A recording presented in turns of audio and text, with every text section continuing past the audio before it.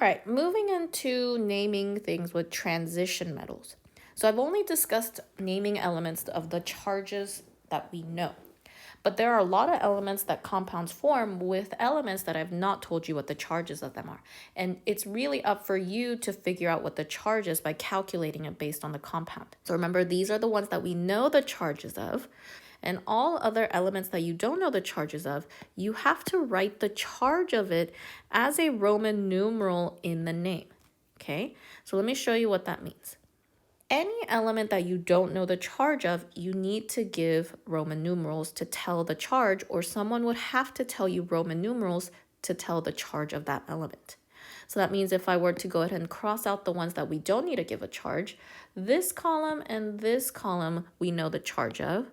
So do these elements, and then this one, and this one. So all of these elements we know the charges of, and we don't need to give Roman numerals to indicate the charge. Whereas all of these other elements, we need to indicate the charge of that element. So that means calcium, we know the charge, nitrogen, yes. Copper, we don't know the charge. So this would be one we give Roman numerals. And zinc, we already know the charge. So zinc would not be one that we give a charge for. Nickel would be one that we give a charge for. Manganese would be another one we give a charge for. Magnesium, though, we know the charge of that one. It's in that column over there. So same thing with lead. Look at how lead was not one of the ones that I crossed out. So lead is one we give the Roman numerals for. Same thing with iron. Aluminum, we know. We need to give gold. We know barium. We don't know cobalt. We don't know zirconium. We know lithium. We don't know chromium. We know rubidium. We know silver. We don't know tin. Mercury, though, I'm going to have to discuss about mercury.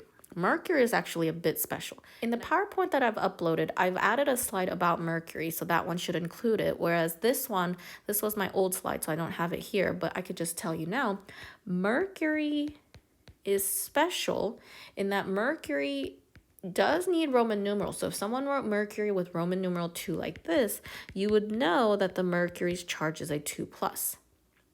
But the weird thing about mercury, for mercury 1, however, you would think that it's mercury with a +1 charge like this, but that's actually not what we observe in nature. In nature, a lot of our scientific data supports that mercury will never be stable as a single monatomic +1 charge. And instead, what we see is mercury will join with another mercury +1 ion and will actually form a bond and forms a polyatomic ion of 2 mercuries joined together with a 2 positive charge. Kind of like how you know peroxide. You know that peroxide is O2 with a 2-. So same thing. Oxygen with a -1 charge is unstable by itself, and peroxide is a more stable version. Same thing with mercury, 1+ charge. 2 mercuries put together is how it naturally forms on the earth. So anytime you see mercury 1, this is just something that you'll have to have memorized. Mercury 1 is mercury 2 with a 2+ charge. Otherwise, all other mercuries is going to follow the pattern that we've already discussed.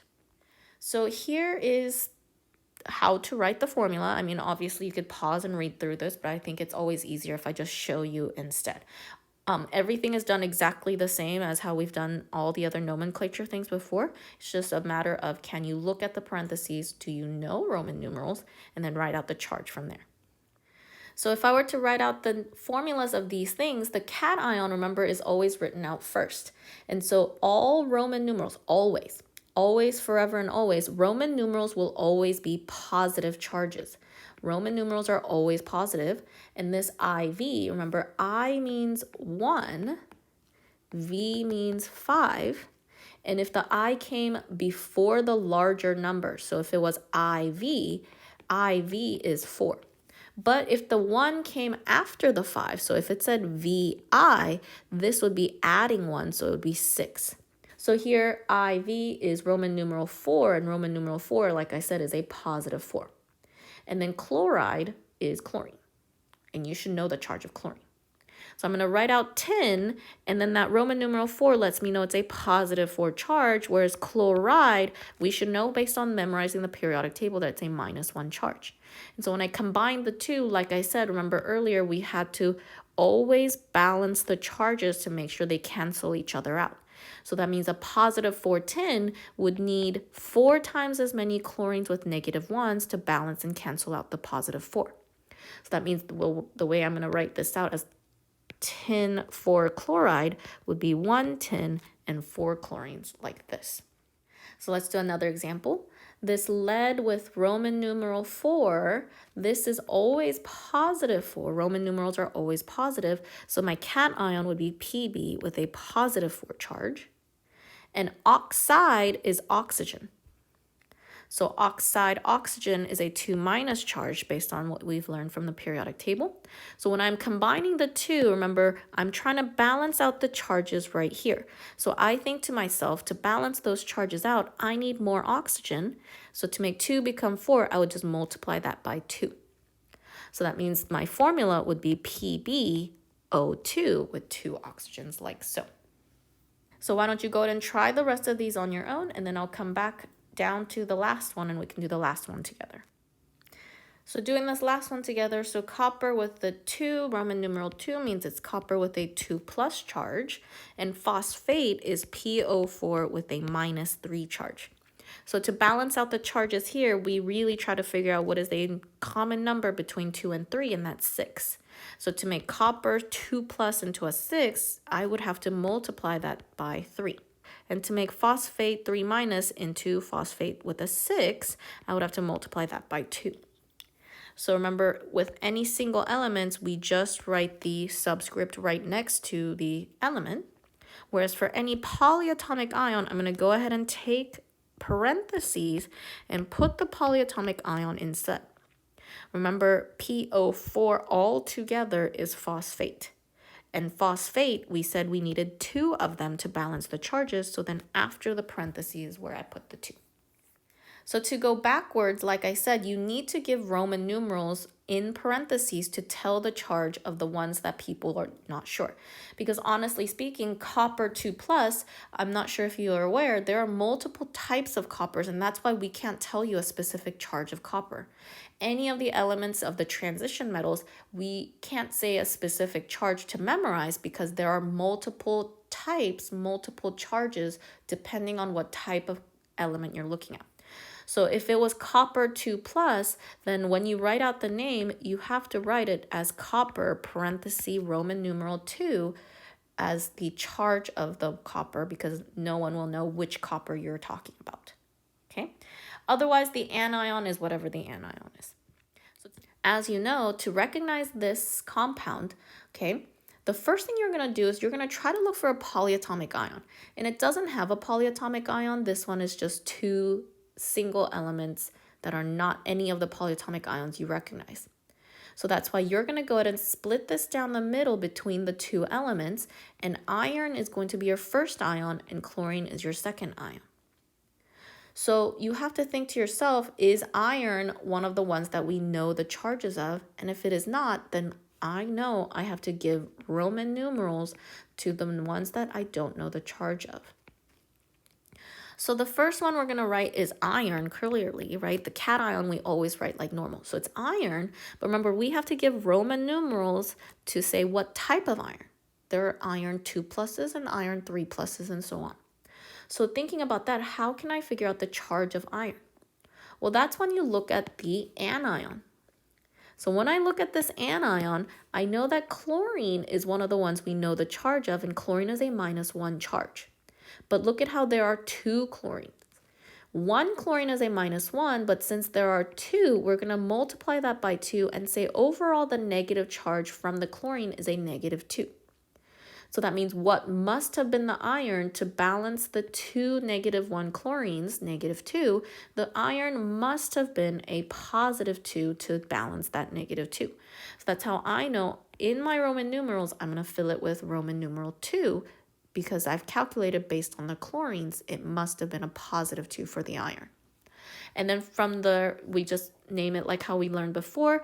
Chlorine is a monatomic ion, and any monatomic ions, we write the first syllable, so it'd be chlor, and then we change the ending, so normally it would have been chlorine, but we change it to chloride. So let's try the next one. So the next one, remember, the first thing you're going to try to do is you're going to try to recognize the polyatomic ions. And so I recognize this one right here as dichromate. So that would be my first grouping that separates the zirconium from the dichromate. So zirconium should be one, and dichromate is the other anion. So zirconium is our cation, so we write zirconium just the way it is. Always cations, we write it like how it's read. And then zirconium, you have to think, is it an element that we know the charge of? And zirconium is one of the transition metals that we don't know the charge of. So I have to figure out the Roman numerals. So to figure out the Roman numeral, remember we backwards calculate based on the anion what the charge of that metal is. So based on the numbers you've memorized, hopefully you remember that dichromate normally has a -2 charge. But look at how there are 2 dichromates, so that means altogether there is a total of a -4 charge in the compound. So if dichromate both together gives a -4 charge, then this single zirconium must have been a +4 to balance and cancel out that charge. So that's how I know zirconium must be a +4. So I write a Roman numeral 4 to indicate the charge of that zirconium. And then I end the name with the anion dichromate.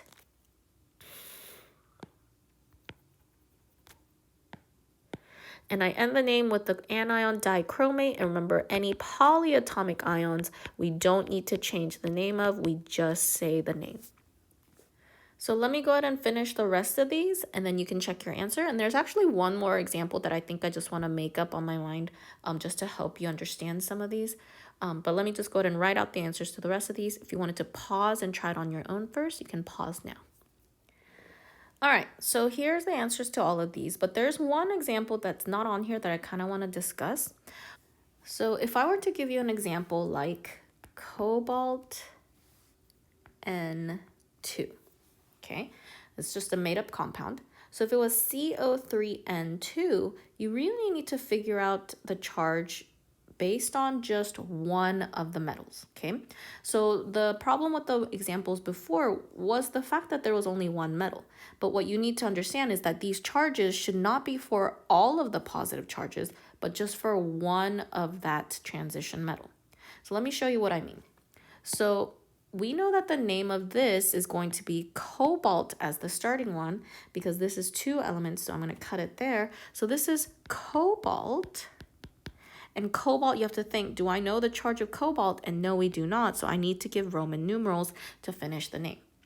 So what do we do to figure out the charge of cobalt? Well, we need to backwards calculate based on the anion. And nitrogen, as you know from the periodic table, is a -3 charge.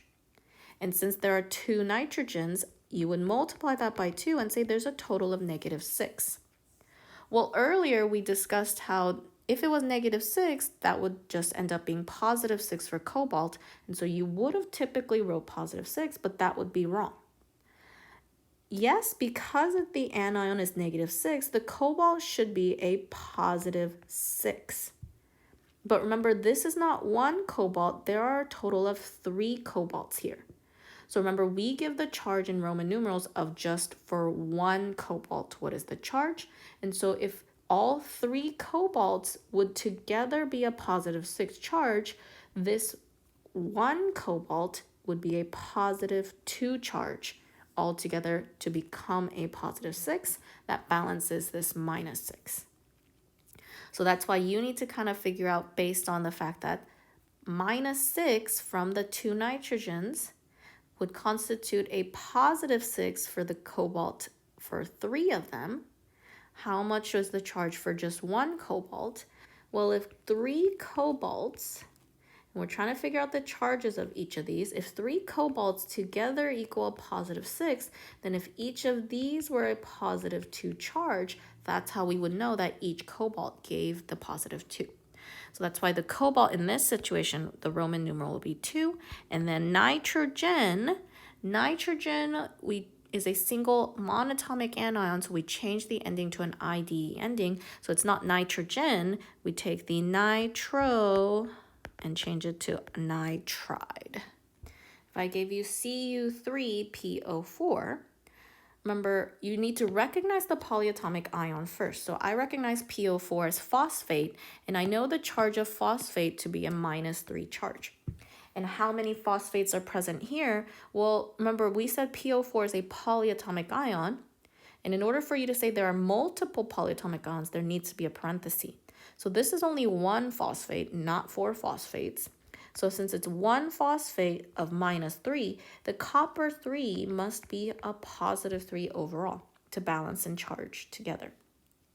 But remember, +3 is for all of the coppers. But if I wanted just for one copper, remember 3 coppers put together, we said is a total of +3. So that means each copper must be 1 positive to become a +3. So when I write the name, this would be copper 1 and then phosphate like so.